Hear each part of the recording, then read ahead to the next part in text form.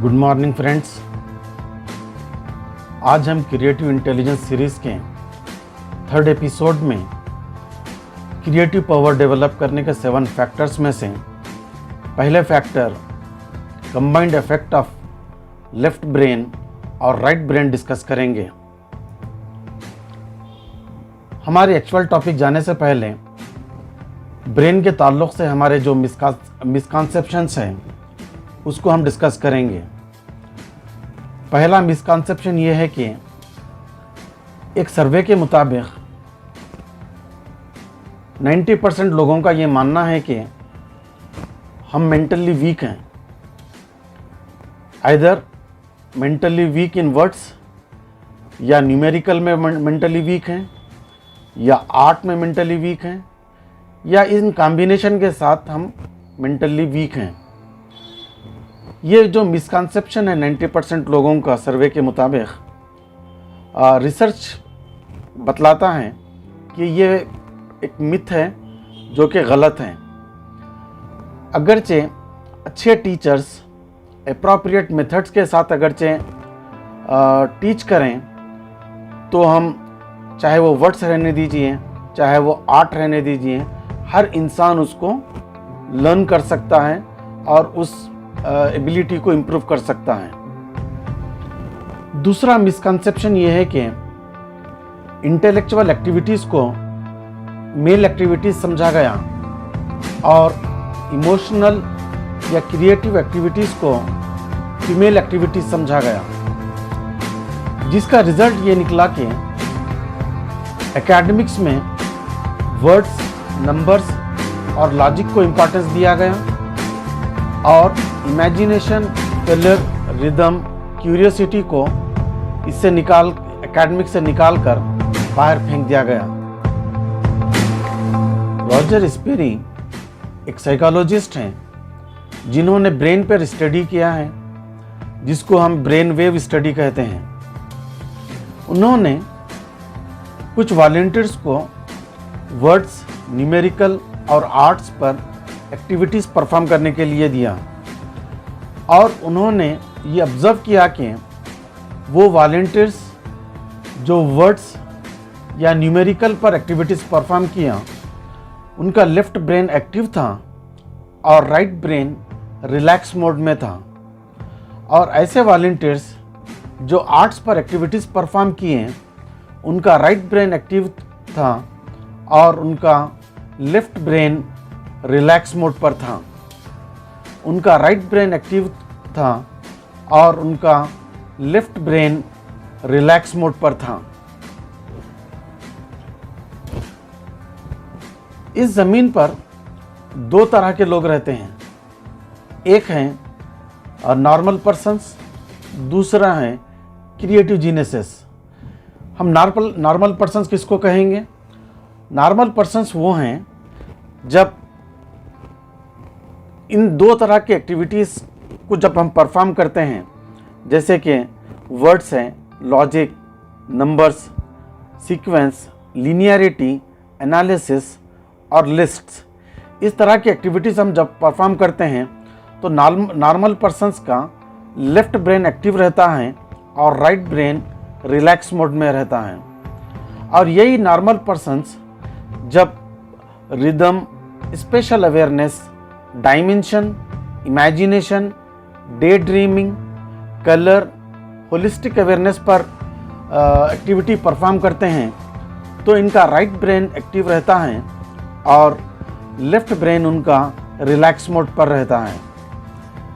अगरचे हम creative geniuses की बात करें, जैसे कि अल्बर्ट आइंस्टाइन हैं, माइकलएंजेलो हैं, लियोनार्डो डा विंसी हैं, ये क्रिएटिव जीनियसेस अपने दौर में इर्रेस्पेक्टिव ऑफ एनी एक्टिविटी के वो वर्ड्स हों या नंबर्स हों या लॉजिक हो या एनालिसिस हो, sequence, rhythm, special awareness, curiosity, day dreaming, imagination, तो किसी तरह का भी एक्टिविटी रहने दो, ये क्रिएटिव जीनियसेस अपने दोनों एक्टिविटीज़ को, दोनों ब्रेन्स को, लेफ्ट ब्रेन जिसको लेफ्ट कॉर्टेक्स भी कहते हैं और राइट ब्रेन जिसको हम राइट कॉर्टेक्स भी कहते हैं, इन दोनों ब्रेन्स को इस्तेमाल किया है।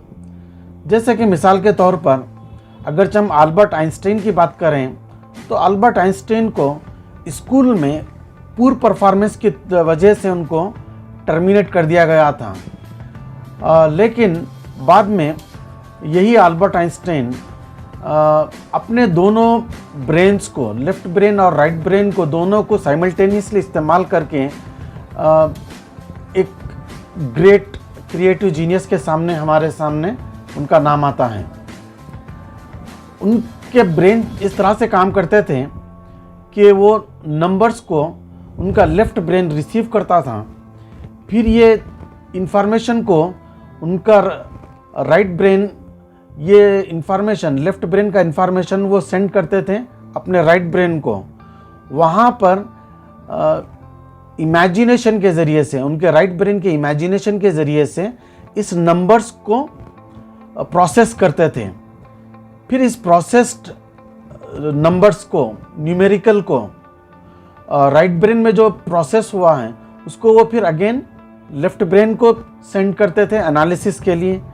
फिर यहाँ पे एनालिसिस होके फिर वो राइट ब्रेन को अगेन जाता था, जहाँ पे वो इमेजिनेशन और डे ड्रीमिंग से फर्दर उसको प्रोसेस करते थे। ये प्रोसेस कंटिन्यूसली चलता था लेफ्ट ब्रेन और राइट ब्रेन के दरमियान।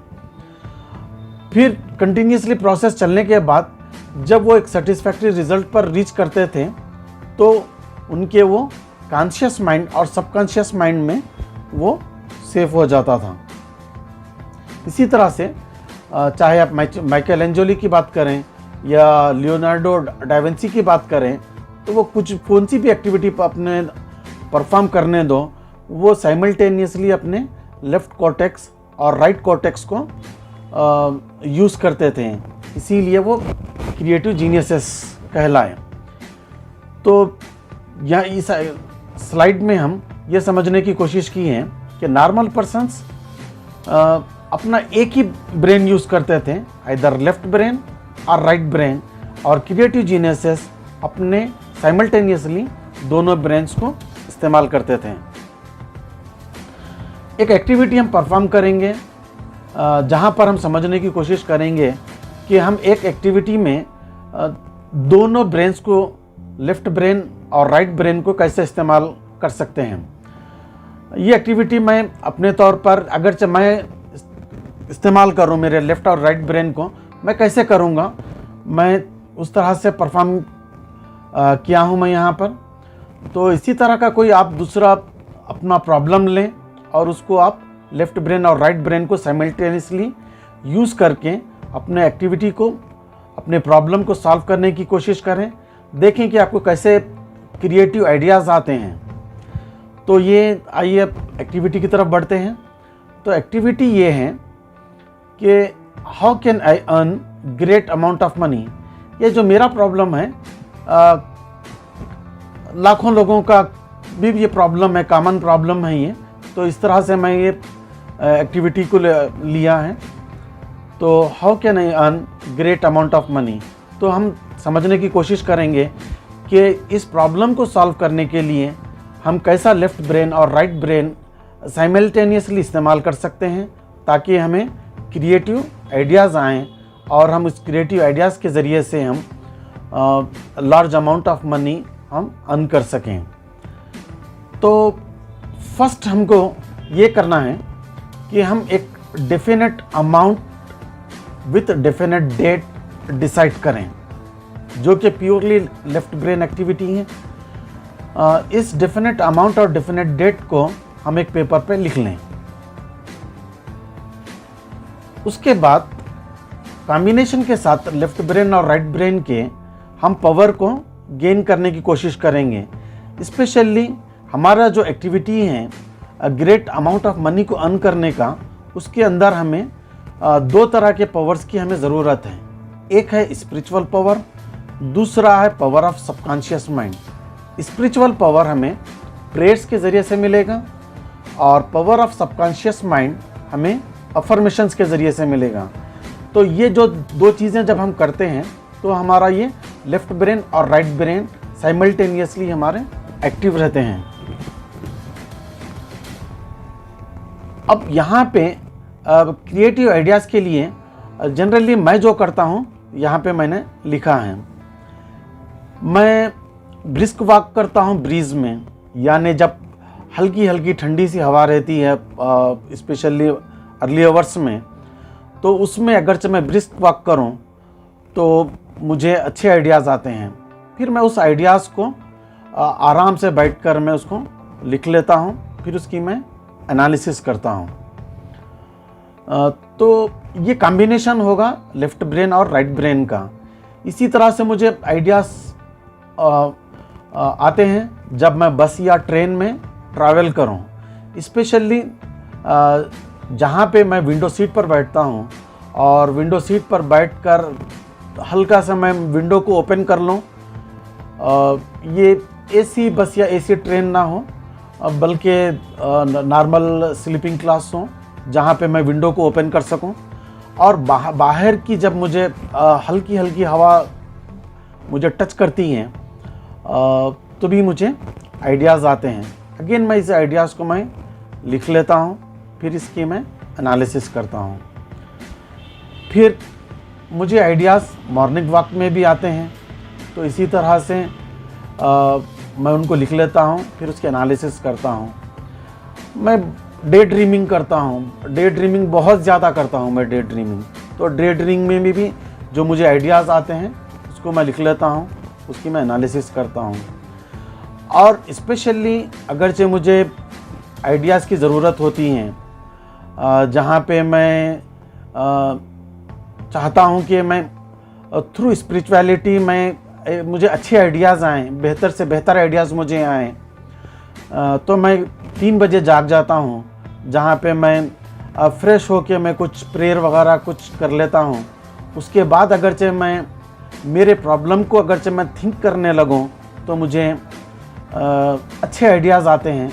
और स्पेशली मेरा बिलीव है कि इस आइडियाज़ में ये आइडियाज़ मेरे स्पिरिचुअलिटी के करीब हैं। ये फिर आइडियाज़ मुझे फ्रेंड से कम्युनिकेट करने से भी आते हैं, स्पेशली ऐसे फ्रेंड से मैं कम्युनिकेट करूं जहां पे मैं मेरे प्रॉब्लम को मैं उनके साथ डिस्कस कर सकूं, तो वो फ्रेंड मेरे प्रॉब्लम को आराम से सुने। मेरा प्रॉब्लम या कौन सा भी प्रॉब्लम, उस प्रॉब्लम को, उस आइडिया को आराम से सुने, फिर वो पूरे दिल से उसको रिस्पॉन्ड करें। फिर मैं उन्होंने जो कहें मैं सुनूं और आराम से सुनूं और फिर मैं उसको रिस्पॉन्ड करूं। तो ये जो कम्युनिकेशन है टोटली स्पीकिंग और लिसनिंग के ज़रिए से मुझे यहाँ पे जो कम्युनिकेशन के दौरान जो आइडियाज़ आते हैं ये भी मुझे बेहतर आइडियाज़ मुझे आते हैं फ्रेंड से कम्युनिकेट करके। नेक्स्ट है ओवर थिंकिंग। जनरली लोग ओवर थिंकिंग से परेशान हो जाते हैं। उसका प्रॉब्लम ये है कि हम ओवर थिंकिंग में मिक्स्ड इमोशंस में चले जाते हैं और ब्रेन हमारा जैम हो जाता है और कोई हम रिज़ल्ट नहीं निकाल सकते हैं।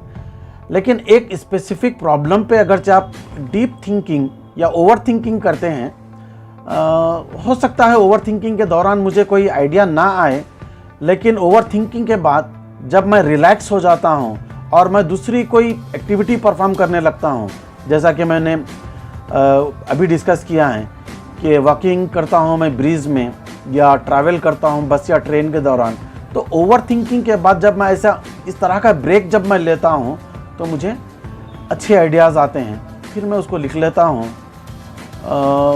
उसकी फिर मैं एनालिसिस करता हूँ।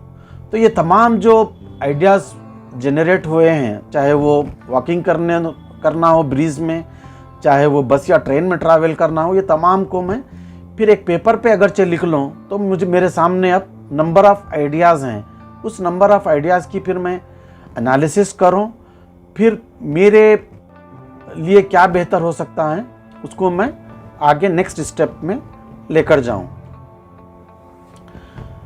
ग्रेट पर्सनालिटीज़ अपना मास्टरमाइंड ग्रुप रखते हैं, जैसे कि अलेक्जेंडर द ग्रेट, इनके हीरो हैं अरिस्टोटल, सर आइजैक न्यूटन के हीरो थे सोक्रेट्स, मोहम्मद अली के हीरो हैं शुगर रे रॉबिन्सन। ये ग्रेट पर्सनालिटीज़ जब कभी भी इनको आइडियाज़ की ज़रूरत थी या किसी प्रॉब्लम को सॉल्व करने की जब इनको ज़रूरत होती थी तो ये क्या करते थे, अपने हीरो के साथ प्राइवेट मीटिंग या पर्सनल मीटिंग कॉल करते थे, आराम से काम प्लेस पे अकेले बैठते थे और अपना प्रॉब्लम अपने हीरो के साथ डिस्कस करते थे। तो इनके कम्युनिकेशन में दोनों के कम्युनिकेशन में अरिस्टोटल और अलेक्जेंडर द ग्रेट हो या सोक्रेट्स और सर आइजैक न्यूटन हो, तो इनके कम्युनिकेशन में आइडियाज़ जनरेट होते थे। वो आइडियाज़ को वो लिख लेते थे, फिर उसके एनालिसिस करके अपने प्रॉब्लम को सॉल्व करने के लिए उसको इस्तेमाल करते थे। इसी तरह से मेरा भी एक मास्टरमाइंड ग्रुप है जहाँ पे मैं मेरे डिफरेंट चैलेंजेस के लिए मैं डिफरेंट मेरे हीरो से मैं पर्सनल मीटिंग या प्राइवेट मीटिंग कॉल करता हूँ और मैं मेरा प्रॉब्लम उनसे डिस्कस करता हूँ। जैसे कि मुझे स्किल्स की ज़रूरत हो तो खबीब से मैं डिस्कस करता हूँ, मेंटल स्ट्रेंथ के लिए मैं मोहम्मद अली से डिस्कस करता हूँ, प्रीचिंग के लिए डॉक्टर जाकिर नाइक से मैं डिस्कस करता हूँ, एंटरप्रेन्योरल माइंडसेट के लिए मैं इलान मस्क से डिस्कस करता हूँ, जब मुझे बोल्ड डिसीजंस लेना होता हो तो मैं सलमान खान से डिस्कस करता हूँ, क्रिएटिव पावर के लिए मैं अल्बर्ट आइंस्टाइन से डिस्कस करता हूँ, विजडम के लिए मैं डॉक्टर इसरार अहमद से डिस्कस करता हूँ, करेज के लिए मैं टीपू सुल्तान से डिस्कस करता हूँ, नेवर गिव अप के लिए मैं एडिसन से डिस्कस करता हूँ, बिलीव इन सेल्फ के लिए मैं राइट ब्रदर्स से डिस्कस करता हूँ। इन्हीं चीज़ों को अगरचे हम माइंड मैपिंग के ज़रिए से अगरचे समझने की कोशिश करें तो आइडिया जनरेट करने के लिए स्किल्स को डेवलप करने के लिए करना अगरचे हो तो मैं खबीब से पर्सनल मीटिंग कॉल करता हूँ। इस पर्सनल मीटिंग को मैं स्किल्स को डेवलप करने के लिए मैं डिस्कस करता हूँ इनसे, और जो भी रिज़ल्ट इस मीटिंग में निकल के आता है उसको मैं एक पेपर पे लिख लेता हूँ। इस पेपर पे लिख लिए हुए नंबर ऑफ़ आइडियाज़ को मैं उनकी एनालिसिस करता हूँ। फिर एनालिसिस में मैं उनको ऑर्डर देता हूँ कि कौन सा मुझे परफॉर्म करना चाहिए, कौन सा नहीं करना चाहिए, कौन सा बेहतर है, क्या कौन सा रॉन्ग है, ये नहीं पॉसिबल नहीं है, ये रियलिस्टिक नहीं है। उन तमाम की एनालिसिस में करके उसको फिर मैं प्रॉपरली एक पेपर पे लिख लेता हूँ। इसी तरह से डिफरेंट मेरे नीड में, जैसा कि मैं अभी डिस्कस किया हूँ आपसे, मेंटल स्ट्रेंथ, प्रीचिंग वगैरह में मैं डिफरेंट मेरे हीरोज़ से मैं पर्सनल मीटिंग कंडक्ट करता हूँ। इसके साथ ये मुझे जब आइडियाज़ आ जाते हैं तो अब पेपर पे जब मैं लिख लेता हूँ उन तमाम आइडियाज़ को और एग्जैक्टली किस आइडिया को मुझे एग्जीक्यूट करना है, तो उस एग्जीक्यूशन में फिर again it is a left brain and right brain activity. यहाँ एग्जीक्यूशन में मैनेजमेंट भी है और लीडरशिप भी है, और ये प्योरली लेफ्ट ब्रेन और राइट ब्रेन एक्टिविटी है। ये इस एक्टिविटी के बाद अगरचे हम नेचर के क्रिएशन पे गौर करें तो ये टोटल ब्रेन क्रिएशन है। आप ऑब्जर्व करें प्लांट्स को, ओशंस को, माउंटेन्स को, एनिमल्स को या बर्ड्स को, तो आप महसूस करेंगे कि इन क्रिएशन में रिदम है, डायमेंशंस हैं, लॉजिक है, प्रोपोर्शन है, सीक्वेंस है। तो इसी तरह से नेचर की हर चीज़, इंसान से लेके आप नेचर के हर ज़र्रे को अगरचे आप गौर से देखें तो आपको महसूस होगा कि वो हर ज़र्रा, चाहे छोटे से छोटा ज़र्रा लो आप, बड़े से बड़ा आप प्लैनेट लो, तो आप महसूस करेंगे कि वो नेचर का क्रिएशन टोटल क्रिएशन है, टोटल ब्रेन क्रिएशन है। तो हमें भी हमारे टोटल क्रिएटिव पावर को टैप करना है, तो हमें साइमल्टेनियसली एट ए टाइम किसी भी प्रॉब्लम को सॉल्व करने के लिए, चाहे वो आर्ट का डिज़ाइन का प्रॉब्लम हो, चाहे वो वर्ड्स का, लॉजिक का या न्यूमेरिक प्रॉब्लम हो, हमको लेफ्ट ब्रेन और राइट ब्रेन दोनों को साइमल्टेनियसली यूज़ करने की ज़रूरत है ताकि हमारे इन्फिनाइट पावर को हम टैप कर सकें। लास्ट में सम अप करते हैं हमने अब तक जो डिस्कस किया है। नॉर्मल लोग या तो अपना लेफ्ट ब्रेन यूज़ करते हैं या तो अपना राइट ब्रेन यूज़ करते हैं, जबकि क्रिएटिव जीनियसेस अपना टोटल ब्रेन यूज़ करते हैं।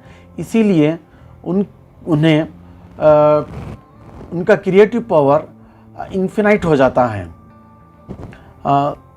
ये इन्फिनाइट कैसा होता है, हम एक छोटी सी मिसाल के ज़रिए से समझते हैं कि अगरचे आप एक टांगा लें या बग्गी लें, उस टांगे में हॉर्स पावर से कुछ ज़्यादा उसके ऊपर लोड डाल दें और उस बग्गी को एक घोड़ा बांधें और उसको आप चलाएं, तो आप देखेंगे कि तकरीबन वो 5 घंटे में 4 किलोमीटर अगरचे ट्रैवल कर रहा है।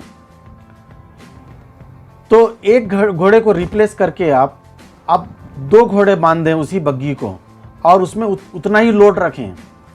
तो अब आप मुझे बताएं कि ये 2 घोड़े कितना डिस्टेंस ट्रैवल करेंगे।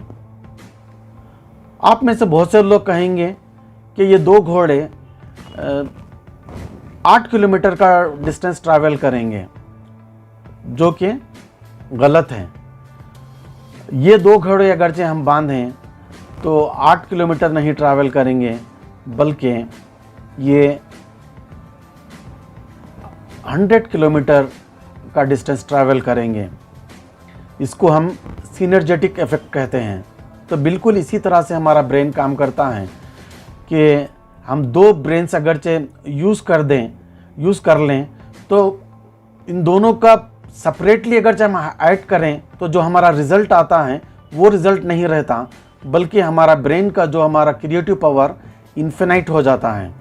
तो हम हमारे किसी भी एक्टिविटी को परफॉर्म करना है तो आज से हम हमारे दोनों ब्रेन को हम यूज़ करेंगे, हमारे लेफ्ट ब्रेन को और राइट ब्रेन को, और हमारा क्रिएटिव पावर को इन्फिनाइट क्रिएटिव पावर हम टैप करने की कोशिश करेंगे। Thank you very much. Take care.